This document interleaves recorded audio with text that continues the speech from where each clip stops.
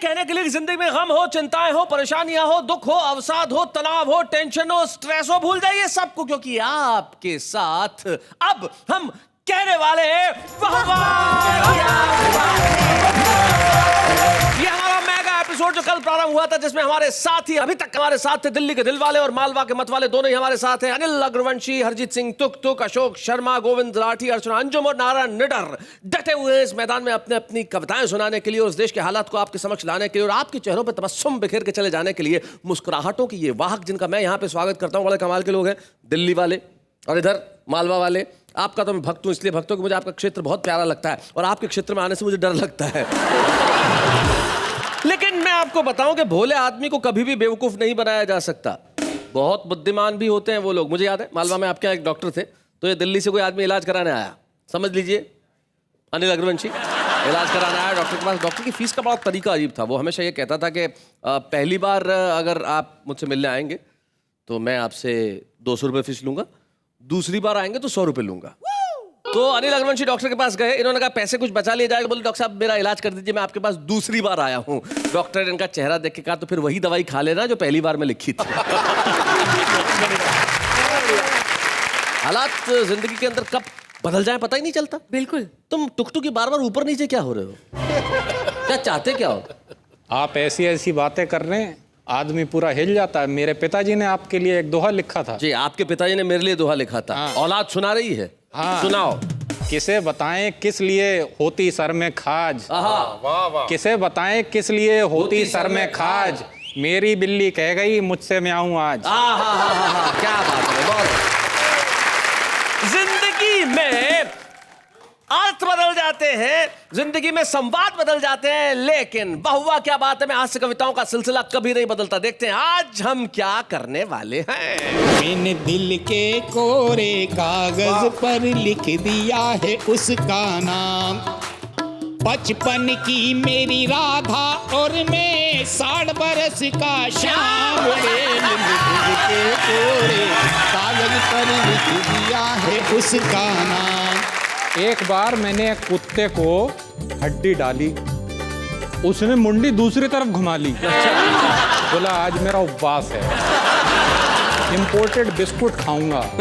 मैंने कहा रुपए की हालत देखी है, अगर तुझे इंपोर्टेड बिस्कुट खिलाऊंगा तो मैं खुद कुत्ता हो जाऊंगा। क्या बात है, वाह वाह वाह। नेताजी ने हाथों में पकड़ा 1 रुपया, धीरे से पूछा और कितना नीचे गिरोगे भैया। सुनकर रुपया मुस्कुराया, नेताजी के कानों में गुनगुनाया, नैतिक पतन की इस घुड़दौड़ में यानी गिरावट की महाहोड़ में मैं भी यही सोच रहा हूँ दिन रात सोते जगते कि हम कितना भी नीचे गिर जाएं नेताजी, मगर गिरने में आपसे मुकाबला नहीं करते। क्या बात है, बहुत अच्छा, बहुत बढ़िया गोविंद। प्यार होता है सभी को जिंदगी में एक बार, वाह वाह। प्यार का इजहार भी हो ये जरूरी तो नहीं। क्या बात है, बड़ी अच्छी बात है।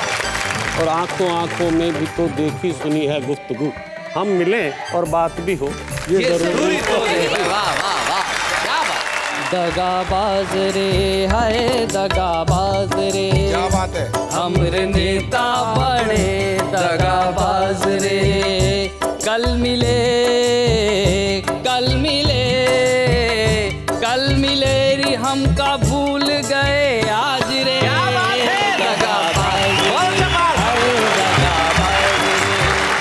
इस कर्म भूमि में फल के लिए श्रम सबको करना पड़ता है। इस कर्म भूमि में फल के लिए श्रम सबको करना पड़ता है, रब सिर्फ लकीरें देता है, रंग हमको भरना पड़ता है।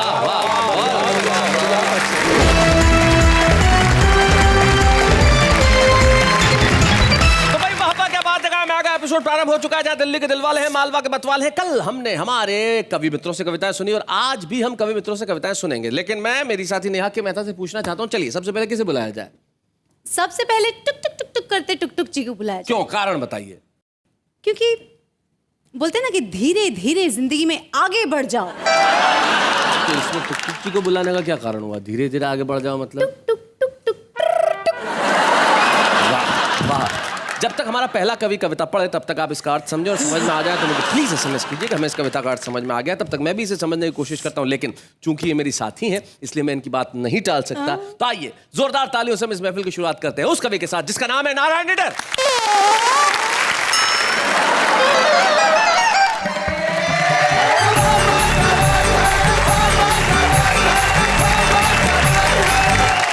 बात ये है कि हमारे एक मित्र हैं मालवा के रतलाम में, जी वो एक दिन मेरे से कहने लगे कि नीडर जी तुम नीडर हो। मैंने कहा हूँ।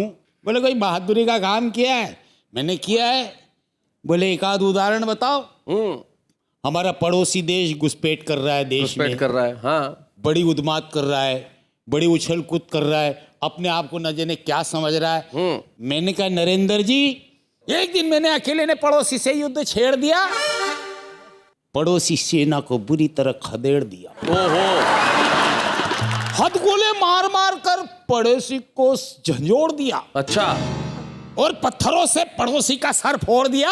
तभी पत्नी चिल्लाई, हाय राम तुमने कमरे का सारा सामान तोड़ दिया। बहुत बढ़िया। लेकिन ऐसी बात नहीं है शैलेश भाई साहब जी। मैं एक दिन घूमते घूमते सीमा पे चला गया। अच्छा, वहां मुझे एक पड़ोसी मिला, वो बड़ी फेंक फाक करने लगा, हमारे देश में ऐसा, हमारे यहाँ ऐसा। अरे मैंने क्या चुप रहे यार, तेने कभी भारत का केला खाया? तो बड़ा आश्चर्य में बढ़ गया। बोले क्या होता है? मैंने कहा मैं बताता हूँ क्या होता है। देखो मैंने तासीर में दी साहब जी कि मेरी बातें सुन कर देखो हंसना नहीं, इसे झूठ मान कर देखो फंसना नहीं। एक पड़ोसी मिला रास्ते में, खाए चने हमने सस्ते में। पड़ोसी बोला कि मुझे केला खिलाओ, मैंने कहा चने से ही काम चलाओ। केला खाने में अभी कच्चे हो और 67 साल के बच्चे हो। केला खाने में अभी कच्चे हो, 67 साल के बच्चे हो। केला जो खाओगे आ जाएगा बुखार, बैंगन का भुर्ता तुम खा लो मेरे यार। मैंने भी केला खाया, सीधा सीमा पे आया। सीमा पे आया तो मुझे छींक आ गई, छींका तो पड़ोसी सेना भग गई।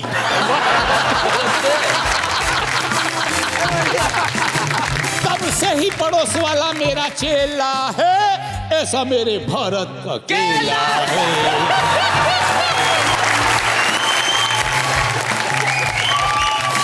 अच्छा वो बोला कि यार ये तो बहुत अच्छा है। मैंने कहा ये तो खाली केला है, अब यहाँ के लोगों के पल्ले नहीं पड़े। मैंने कहा भारत की जेलों में इतने कैदी बंद है कि अगर उन्हें सरकार कह दे कि तुम्हारी सदा माफ, दूसरे दिन पड़ोसी साथ। बिल्कुल सही कह रहे हो। ये भारत है। अमेरिका जितना बड़ा देश पूरे साल में जितना तेल खर्च नहीं करता, हम उतना एक शनिवार को शनि महाराज को चढ़ा देते हैं। ये भारत है। ये तो बात थी, मैं अपने बारे में बता रहा था, लेकिन आप मेरे चेचिस को मत देखिए। नहीं, देख भी नहीं रहे। आज भी मेरा पारिवारिक प्रेम अमर है। मैं आपको उदाहरण के लिए एक गीत सुनाता हूँ। सुनो जी मैंने दिल के कोरे, नेहा जी मैंने दिल के कोरे, कागज पर लिख दिया है उसका नाम। मैंने दिल के कोरे कागज पर लिख दिया है उसका नाम। बचपन की मेरी राधा और मैं 60 बरस का श्याम। दिल के कोरे कागज पर लिख दिया है। मेरा दिल तो एक मंदिर है, ये दिल तो एक मंदिर है, और प्यार है मेरी पूजा। ये दिल तो अभी नारंगी, ये दिल तो है नारंगी, मत समझो इसे खरबूजा। ये दिल तो है नारंगी। अभी दिल है जवां, अभी दिल है जवां, पर जलने वाले कहते पिलपिला आम। मेरे दिल के कोरे कागज पर लिख दिया है उसका नाम। और एक परिवार में जी हम कैसे काम करते हैं। मैं चाय बना कर देता, वो उठ कर के पी लेती। मैं चाय बना कर देता, वो उठ करके पी लेती। वो उठ कर के पी लेती। मैं खाना बना रख देता, आकर के वो खा लेती। मैं खाना बना कर देता, आकर के वो खा लेती। हिल मिल कर करते हैं दोनों अपने घर का काम। के तोरे का। और आखिरी बात, पहले वो खाना खाती और बाद में मुझे खिलाती, पहले वो खाना खाती। बाद में? और बाद में मुझे खिलाती, जब मैं खाना खाता वो मुझे निहारा करती। जब मैं खाना खाता वो मुझे निहारा करती। एक 32 के सेट से चलता हम दोनों का काम रे। दिल के कोरे, दिल के कोरे, सुनो जी मैंने दिल के कोरे कागज पर लिख दिया है उसका नाम। अरे 55 की मेरी राधा और मैं 60 बरस का शाम रे। मैंने दिल के कोरे, हो जी मैंने दिल के कोरे, नेहा जी मैंने दिल के कोरे कागज। क्या बात है, वाह।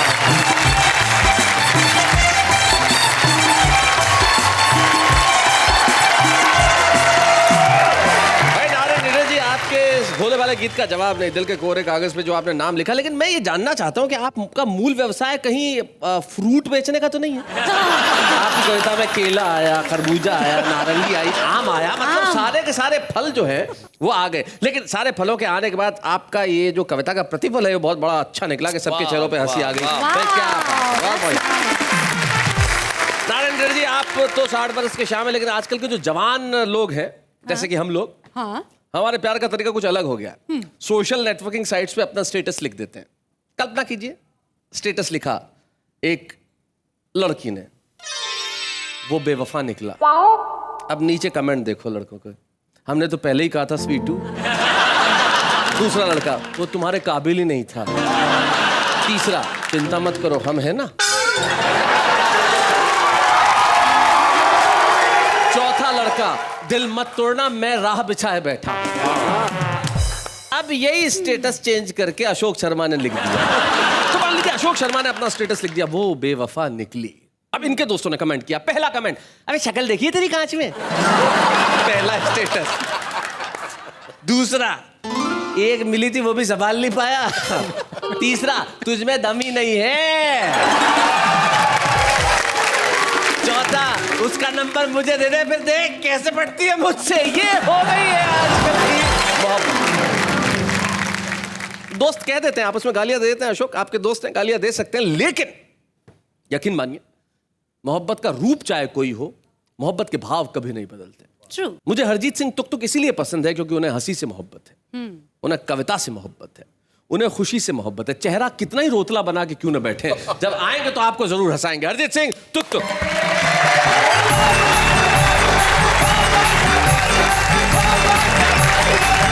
मेरा नाम है तुक तुक, हरजीत सिंह तुक तुक। मैं बहुत बड़ा आदमी हूँ जी। मेरे नाम से बैंकॉक में ऑटो चलते हैं। खैर साहब, मेरे साथ सुबह से बहुत बुरा हो रहा है। अच्छा, अभी ये सारे जो आपके मालवा वाले हैं, इन लोगों ने मेरे को घेर लिया था। कहते हैं आप दिल्ली के नहीं हो। अच्छा। मैंने कहा नहीं भाई, मैं दिल्ली का हूँ। कहते पक्का? मैंने कहा जीन्स देख ले, फटी हुई है। स्टाइल है, दिल्ली वालों का होता है। कहते पक्का? मैंने कहा तुम्हें क्या लग रहा, अपने घुटने को वावा दिखाने लाए हो?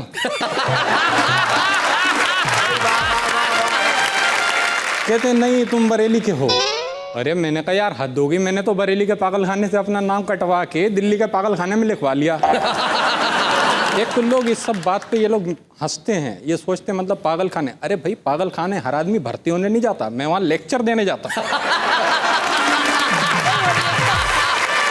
मुझे मालूम है तुम्हारी नेहा से पहली मुलाकात वही हुई थी। हाँ मैं बिल्कुल सहमत हूँ आपसे, मैंने इनको वहीं देखा था।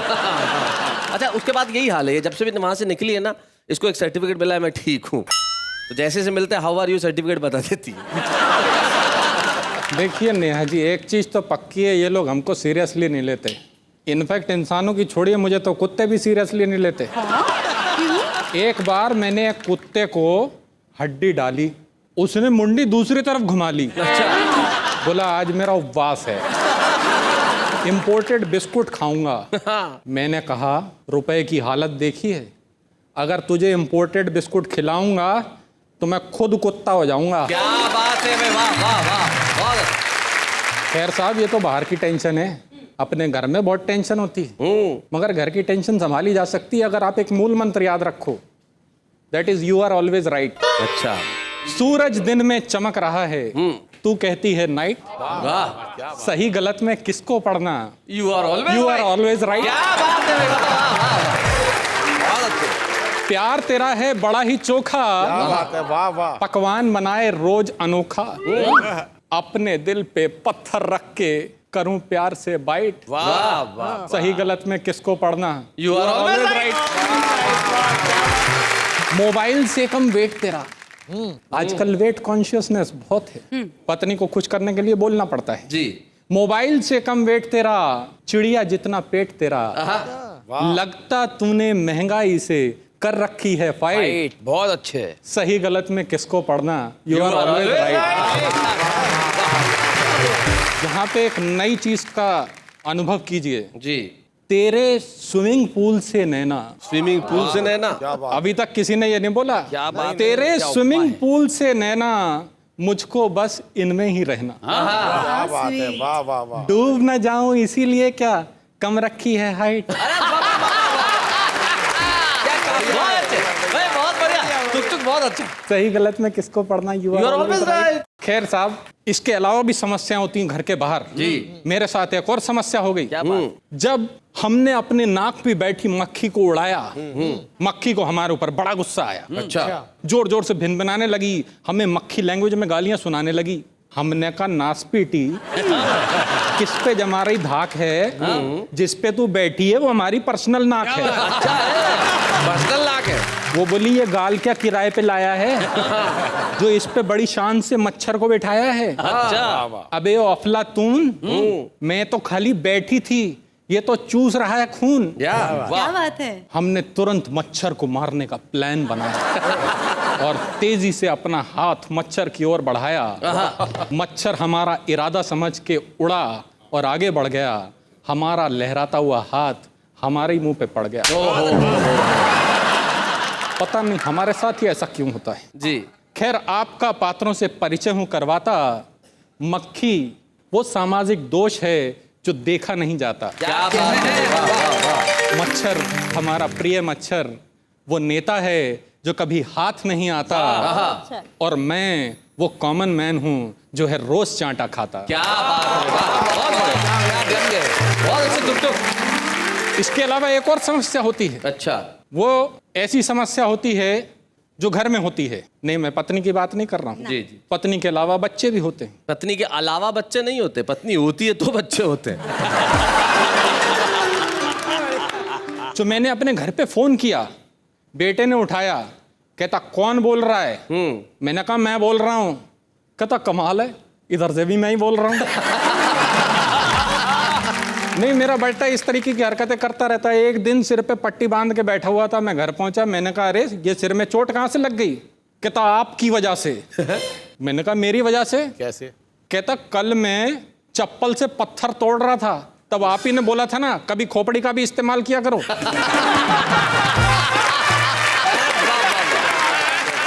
इनफैक्ट हमारे बच्चे के अलावा हमारे शहर में एक और बच्चा है, पप्पू। वो बहुत शैतान है, पूरे शहर में उसकी शैतानी के डंके हैं। तो इसी पप्पू की बात बता रहा हूं आपको। ये सुन के मेरा माथा फिर गया कि पप्पू एक बार फिर से गिर गया। अच्छा। फोन पे एसएमएस आने लगे, रेडियो पप्पू के गिरने के किस्से सुनाने लगे। सारा शहर अनिष्ट की आशंका से घिर गया। एक एक्सपर्ट पैनल बैठा कि आखिर पप्पू कैसे गिर गया। किसी ने पप्पू के माँ बाप को दोषी ठहराया, किसी ने पप्पू के गिरने में विदेशी ताकतों का हाथ बताया। मगर मजे की बात यह हुई कि किसी ने भी आगे बढ़ के पप्पू को नहीं उठाया। आज हमारे रुपए का भी पप्पू जैसा हाल है। क्या बात है, बढ़िया। कोई भी आगे बढ़ के नहीं रहा उसे संभाल है। वाह। कुछ विद्वान तो ये भी कहते हैं कि सरकार ने तो पहले ही इंडिकेशन दिया था जब 1 रुपए के सिक्के का साइज 98 के बराबर किया। क्या बात, बहुत बढ़िया। Thank you doctor.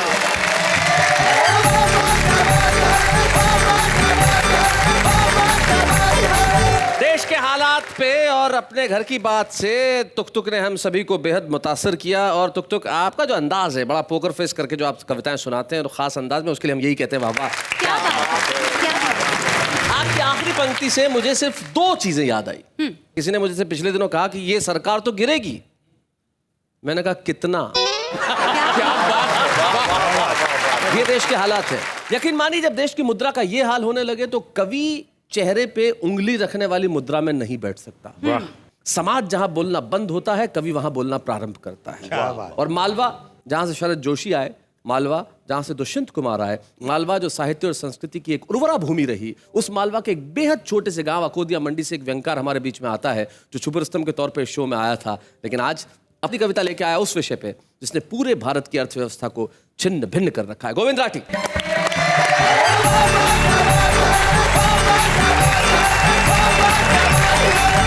आदेश शैलेश भी आपने दिया है मुझे। मैं वाकई रुपए की गिरावट को लेकर बड़ा चिंतित भी हूँ। एक कविता मैंने लिखी भी है। मैं उस कविता के पहले एक छोटे से व्यंग से आपको थोड़ा सा स्वागत है। बताने की कोशिश करता हूँ कि नई उम्र के जवान गधे ने बुजुर्ग गधे से कहा, दद्दू आप कहें तो हम भी इन जंगली जानवरों को अपने अधिकार बता दें। एक झटके में सारे जंगल को राजनीति का शिकार बना दें। अच्छा, बता दें इन्हें कि हम भी किसी एक खूंटे से बंधे नहीं हैं। जितना गधा समझते हैं ये उतने हम उतने गधे नहीं हैं। जितना गधा समझते हैं ये हम उतने गधे नहीं हैं। दद्दू ने कहा, बेटा तुम नहीं सुधरोगे, गधे हो कमबख्त गधे ही रहोगे। अरे ये जंगल है जंगल, यहाँ गिद्ध दृष्टि वाले शेर और सियार एक झटके में किसी का भी इलाज कर देते हैं। ये हिंदुस्तान की पब्लिक नहीं है बेटा जिन पे गधे भी राज कर लेते हैं। बहुत अच्छे। और निश्चित रूप से रुपए की गिरावट को लेकर पूरे देश ने जो चिंता जताई है खेदजनक है, लेकिन उस रुपये की गिरावट का दर्द उस रुपये को स्वयं को बहुत ज्यादा है। वाह। मैं उस रुपये की गिरावट का दर्द रुपये के शब्दों में, रुपये के अल्फाजों में, रुपये के लफ्जों में आप तक पहुंचाने की कोशिश करता हूं। स्वागत। कि नेताजी ने हाथों में पकड़ा 1 रुपया, धीरे से पूछा और कितना नीचे गिरोगे भैया। सुनकर रुपया मुस्कुराया, नेताजी के कानों में गुनगुनाया, नैतिक पतन की इस घुड़दौड़ में यानी गिरावट की महाहोड़ में मैं भी यही सोच रहा हूं दिन रात सोते जगते कि हम कितना भी नीचे गिर जाएं नेताजी, मगर गिरने में आपसे मुकाबला नहीं कर सकते। क्या बात है, बहुत अच्छा, बहुत बढ़िया गोविंद। वैसे भी जब जब आपकी अर्थव्यवस्थाएं चरमराती हैं, आपको बस तभी मेरे गिरने की याद क्यों आती है? जबकि सच तो यह है नेताजी, मैंने गिरने का जहर तो उसी दिन पी लिया था जिस दिन देश के रक्षा सौदों में एक विदेशी से आपने मेरा लेन देन किया। क्या लड़ खड़ा कर गिर पड़ा था जब खचाखच भरी संसद में बेशर्मी से उछाला गया था, बस एक वोट पाने की खातिर आपके हाथों से भीख की तरह कटोरों में डाला गया। क्या बात है। हाँ, गिर मैं उस वक्त भी जाता हूं जब मेरी बैसाखी युवा पीढ़ी को घुंघरुओं की खनक तक छोड़ देती है। गिर मैं उस वक्त भी जाता हूं जब मेरी उपलब्धता नहीं होने से कई जिंदगियां फुटपाथों पर ही दम तोड़ देती। वाह वाह गोविंद, बहुत अच्छा, बहुत बढ़िया। इंसान और भगवान के बीच ये जाने कौन सा तालमेल चल रहा है कि कॉमनवेल्थ से लेकर क्रिकेट के मैदान तक जैसे सिर्फ मेरे गिरने का खेल चल रहा है। वाह वाह वाह। और 2 पंक्तियां शैलेश भैया, काश काश काश काश आपने देखा होता उस वक्त मेरे चेहरे पर कितना आक्रोश खिंचा हुआ था जब बिस्तर के ऊपर तो आप बिछे हुए थे नेताजी और बिस्तर के नीचे मैं बिछा हुआ। वाह वाह, बहुत बढ़िया गोविंद। कुल मिलाकर ये सच है, मेरे सर से इज्जत और शोहरत का ये ताज गिरा है, मगर फिर भी मैं कभी उतना नहीं गिरूंगा जितनी नैतिकता गिरी है। क्या बात है। आचरण गिरे हैं, ये समाज गिरा। वाह वाह वाह, बहुत बढ़िया, बहुत खैर खैर खैर, गिरावट के इस दौर में मैं किसी से अपनी तुलना इसलिए भी नहीं करूंगा कि मेरे लिए यही शर्म की बात काफी है कि मुझे दुनिया के सबसे गिरे हुए आदमी ने कह दिया कि मैं कितना और नीचे गिरूंगा। वाह वाह वाह, और नीचे।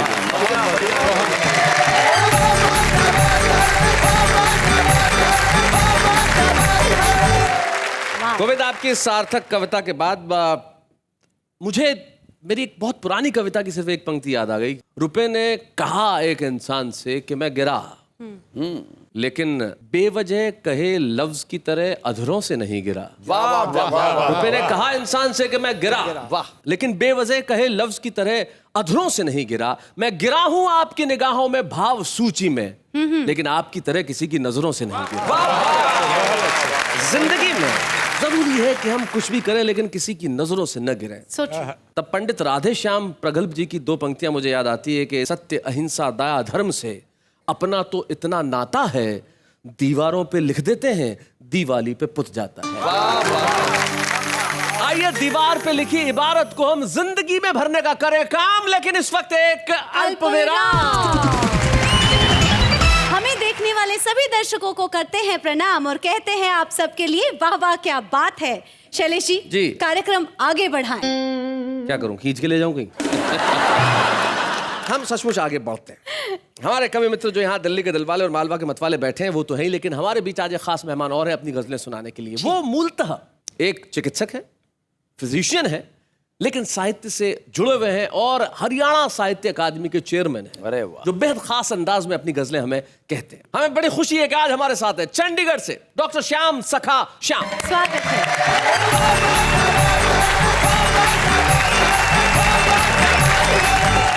नमस्कार और हरियाणा की राम राम। राम राम। आपको पता होना चाहिए कि मैं देश के सबसे सभ्य प्रदेश हरियाणा से आया। जी, हमारी सभ्यता का सबूत यह है कि हमने 5 ऐतिहासिक लड़ाइयाँ झेली। महाभारत की, थानेश्वर की और पानीपत की 3 लड़ाई। बिल्कुल। और इस नए जमाने में हमारी 5 उपलब्धियाँ भी हैं। जी। पहली तो मल्लिका शेरावत, दूसरे रामदेव जी, उसके बाद हमने बीजिंग में 1 मेडल लिया और लंदन में 3। 5वीं उपलब्धि बड़ी विचित्र है, वो निडर जी। क्या बात। इनको निडर हमने बनाया। अच्छा। इससे पहले डरते थे जी। ये मेरे दोस्त हैं, मैं इनकी असली बातें बताऊं। बताइए। ये मेरे से सीनियर थे हुजूर, लेकिन क्लास फेल हो गए क्योंकि फेल होते रहे और मैं पास होता रहा। इनके ब्याह की बात बताते हैं। बताइए साहब। लड़की के बाप देखने आए तो इनके पिता से पूछने लगे जी बाकी तो ठीक है, पर छोरा, हमारी भाषा छोरा, छोरा कि मैं माड़ा पतला है। माड़ा। ने बोला जी स्टील की बॉडी है इसकी। तो लड़की का बाप कहने लगा मैंने के चम्मच बनाने छोरी ब्याणी है जी। सही बात है, स्टील की बॉडी का क्या करे भाई। हरियाणा का आदमी दोस्तों हर बात पे हंस सकता है, मौत पे भी हंस सकता है। हमारे यहाँ चारपाई पे बैठ के हुक्का पीते हैं जी। कोई मर जाए तो दरी पे बैठ के पीना शुरू कर देते हैं, क्योंकि चारपाइयाँ थोड़ी ना पड़ जाए। तो एक जगह दरी पर बैठे हुए लोग हुक्का पी रहे थे, पड़ोस के गांव से आए निडर जी जैसे व्यक्ति, तो कहने लगे मैं भी पी लूँ। हुक्का पी ले भाई। बैठ के गए, हंसी मजाक का माहौल के, तभी दरी पे बैठे हो कोई मर गया, शक हुआ उसको। कहता हाँ मर गया, एक बुढ़िया मरी थी। चुप हो गया, भाई बुढ़िया मरी तो इसलिए हंस रहे होंगे। कहता मुँह तो निडर जी तेरा भी उतर रहा है। निडर जी कहने लगे जी मेरी भैंस मर गई। लगी बूढ़ी हो चाहे भैंस हो, जीव तो जीव है, बराबर का दुख है। निडर जी बड़े सीधे हैं, मालवे वाले अभी बताया बहुत सीधे होते हैं। कहते ना मेरा दुख फालतू है, मैंने तो भैंस खरीदनी है, तुमने बुढ़िया खरीदनी है। सही बात। निडर जी वैसे पहले पत्नी से प्रेम करते थे, अब नहीं करते।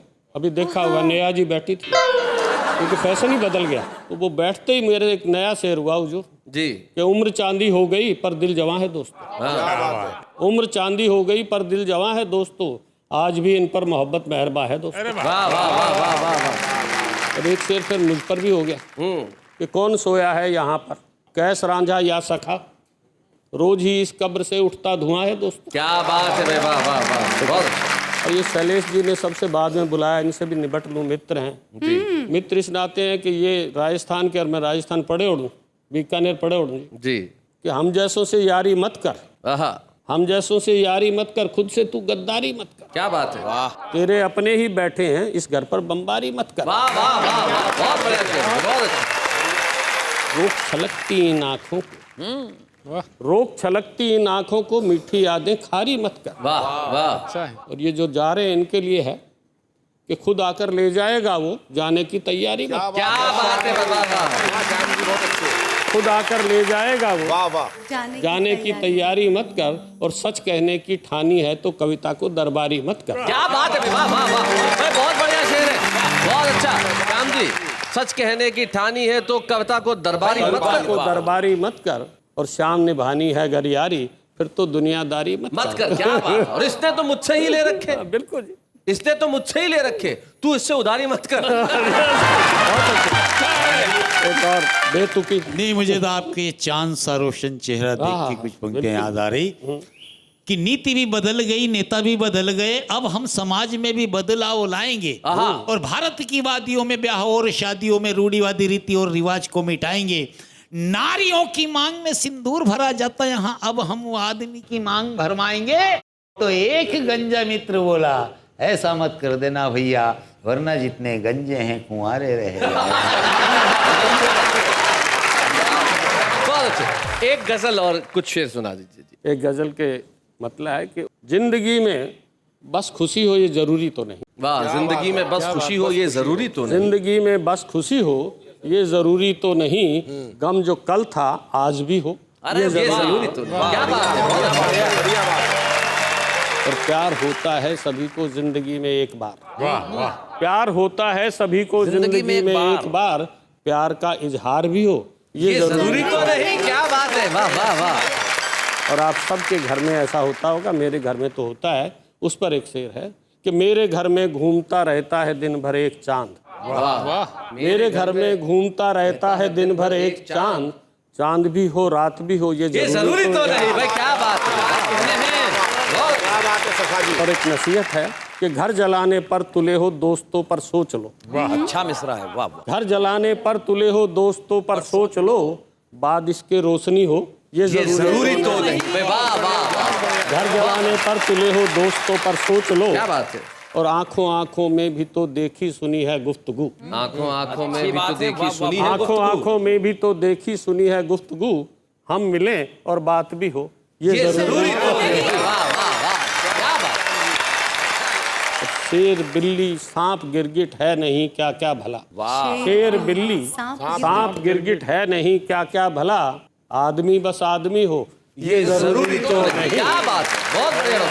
और मक्ता है हुजूर कि यार जिंदा है सखा गजलों में अपनी आज भी। यार जिंदा है सखा गजलों में अपनी आज भी, नब्ज उसकी चल रही हो ये जरूरी तो नहीं। क्या बात है।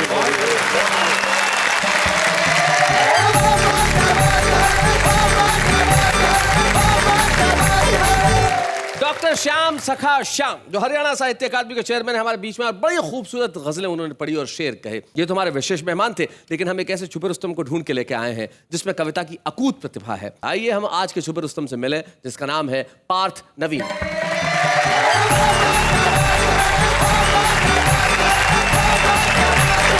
सब टीवी के माध्यम से जितने भी लोग मुझे देख रहे हैं, उनकी जो मन की बातें हैं वो अपने तरीके से कहने की कोशिश करते हैं। स्वागत बेटे। बहुत बढ़िया। दगाबाज रे हमरे नेता बड़े दगाबाज। बहुत अच्छे।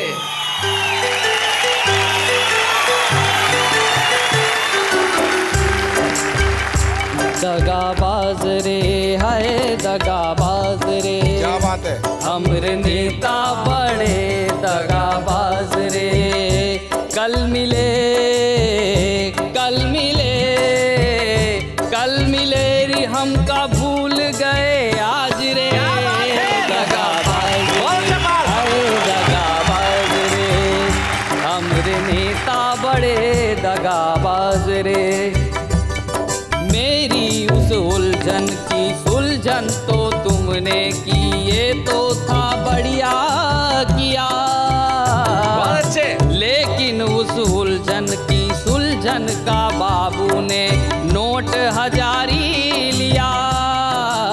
अरे इतने तो तुमका हम दान दई दें, अब क्या बच्चों के अपने प्राण दई दें। कल मिले रे हमका भूल गए आज रे। दगाबाज रे हमरे नेता बड़े दगाबाज रे। गाने कैसे आ गए आजकल? गाने कैसे आ गए? कैसे कि ना फिल्म में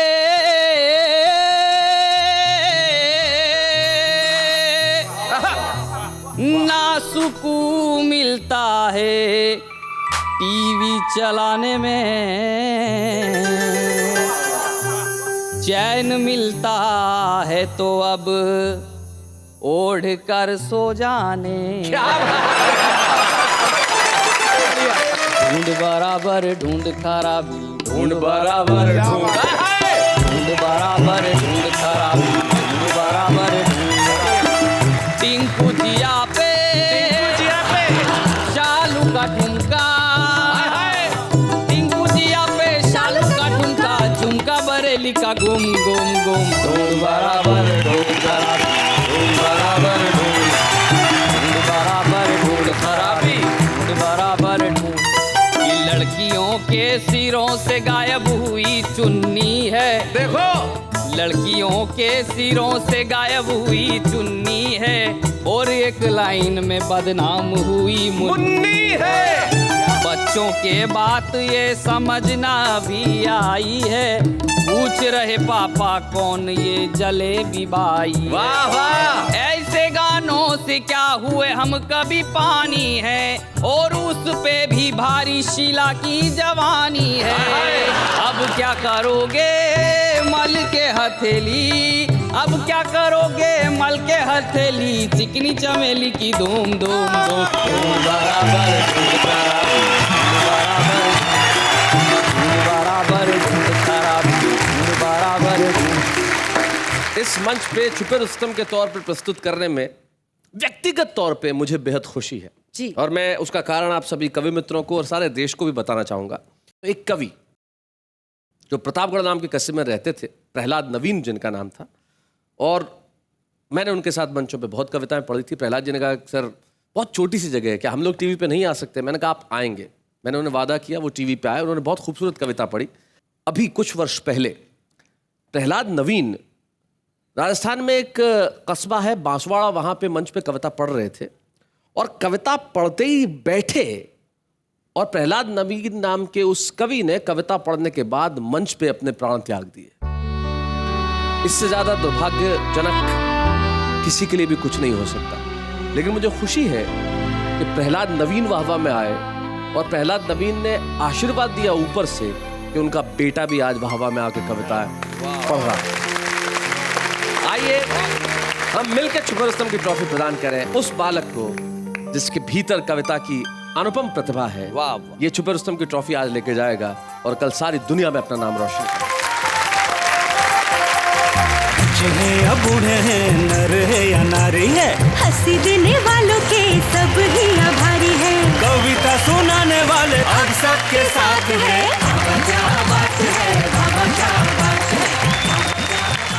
पार्थ नवीन कविता के क्षेत्र में जरूर नवीन है, लेकिन आगामी दिनों में ये अपना परचम फहराएंगे। लेकिन नवीन नवीन ही नहीं रहेगा, लोगों के लिए खास हो जाएगा ये नाम। लेकिन इस वक्त एक अल्पविराम।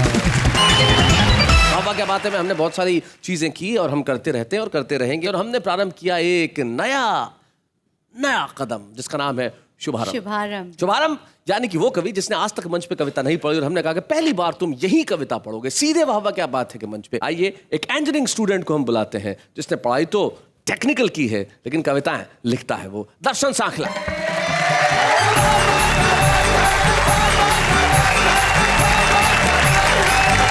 इस कर्म भूमि में फल के लिए श्रम सबको करना पड़ता है। इस कर्म भूमि में फल के लिए श्रम सबको करना पड़ता है, रब सिर्फ लकीरें देता है, रंग हमको भरना पड़ता है। वाह। शैलेश जी, मैं 2 साल पहले एक इंजीनियरिंग कॉलेज से बाहर निकला। उस दौरान एक खबर बहुत बाहर आई थी कि प्लेसमेंट नहीं मिलने के कारण 6 लड़कों ने सुसाइड कर लिया था। तो उसमें से 2 मेरे दोस्त भी थे जिन्होंने सुसाइड अटेम्प्ट किया था, जो एक नहीं रहा। तो मैं ये एक सवाल मेरे मन में हमेशा उठता है कि इस देश के सपने इतने छोटे हो गए हैं कि सिर्फ 6 महीने तक नौकरी ना मिलने पर लोग आत्महत्या करने का प्रयास कर रहे हैं। So true, very true. तो एक मेरी कुछ पंक्तियां हैं मेरे उन छोटे भाइयों के लिए जो अभी पढ़ाई कर रहे हैं, दर्शन भाई। और इन पंक्तियों के माध्यम से मैं उन्हें एक हौसला देना चाहता हूँ कि वो आगे ऐसी पा ही लेंगे आखिर मंजिल, राहों की मोहताज नहीं। पा ही लेंगे आखिर मंजिल, राहों की मोहताज नहीं, साथ हो उम्मीदों का, कल होगा वही जो आज नहीं। वाह। तट पर बैठे ख्वाब को ख्वाब ही रह जाना है, गहरी तह तक जाना होगा, मोती जो तुम्हें पाना है। वाह। उठना है और भी ऊपर, है ऊंचाइयां पुकारती, है अपार क्षमताएं हम में, आशाएं हमें निहारती। क्या बात है? मुश्किलें कब ठहरी जब हो चट्टानी इरादा, खुद से ही कर रखा है जब हमने ऊंचाइयों का वादा। माना जीवन के हर पथ पर माली पुष्प नहीं बिखराता है, प्रगति का पथ अक्सर पथरीला होता है, लेकिन उन्नत शिखर से गिरकर जो भी हंसते हैं, नए शिखर की तलाश में कदम उन्हीं के बढ़ते हैं, कदम उन्हीं के बढ़ते हैं। और अंत में सिर्फ ये 4 लाइन से कहना चाहूंगा कि जीवन एक विराट सागर, हम ऊपर ऊपर चलते हैं। वाह। जीवन एक विराट सागर, हम ऊपर ऊपर चलते हैं। घटनाएं हैं लहरों जैसी, हम बहुत अर्थ दे देते हैं। क्या हुआ जो साथी छूट गया, क्या हुआ जो प्याला टूट गया, अद अमृत शरणम गच्छामि, भज बुद्धम शरणम गच्छामि। थैंक यू दर्शन। आपने कहा कि उन्नत शिखर पे पथ उन्हीं लोगों के बढ़ते हैं जो हिम्मत रखते हैं, और हम चाहते हैं कि आज हमने आपको एक पहला कदम यहाँ पे दिया है चलने के लिए कविता के क्षेत्र में। हम चाहते हैं कि आप उन्नत शिखर की ओर बढ़ें, और जिस तरह आपके दर्शन सारे देश को हुए हैं इस टीवी के दर्शन के माध्यम से, हम चाहते हैं कि आपकी कविताओं के दर्शन सारे देश में इसी तरह से हो और आप सफलता का दर्शन करें। तो देखिए भाई, हमारी महफिल ये 2 महा मेगा मैराथन एपिसोड अपने आखिरी मंजिल तक पहुंच ही गए। श्री जगदीश सोलंकी की एक बहुत पुरानी कविता है जिसकी एक पंक्ति मुझे याद आती है। वो कहते हैं कि पूरब पश्चिम उत्तर ना दक्षिण का कोई निदान हुआ, जले कोई भी प्रांत मगर बदनाम तो हिंदुस्तान हुआ। क्या बात है शैलेश। हम क्षेत्र से ऊपर उठे, भाषाओं से ऊपर उठे, और यकीन मानिए चाहे लोग दिल्ली से आए इस कार्यक्रम में, या मालवा से आए, या किसी भी शहर से आए, किसी भी राज्य से आए, किसी भी क्षेत्र से आए, हम सब हिंदुस्तानी हैं और सबके दिल में एक ही जज्बा है कि आइए हम आगे बढ़ें, लोगों को चिंताओं से मुक्त करें, उन्हें हंसाएं, और हम सारे देश के साथ मिलकर कहते रहें वाह वाह क्या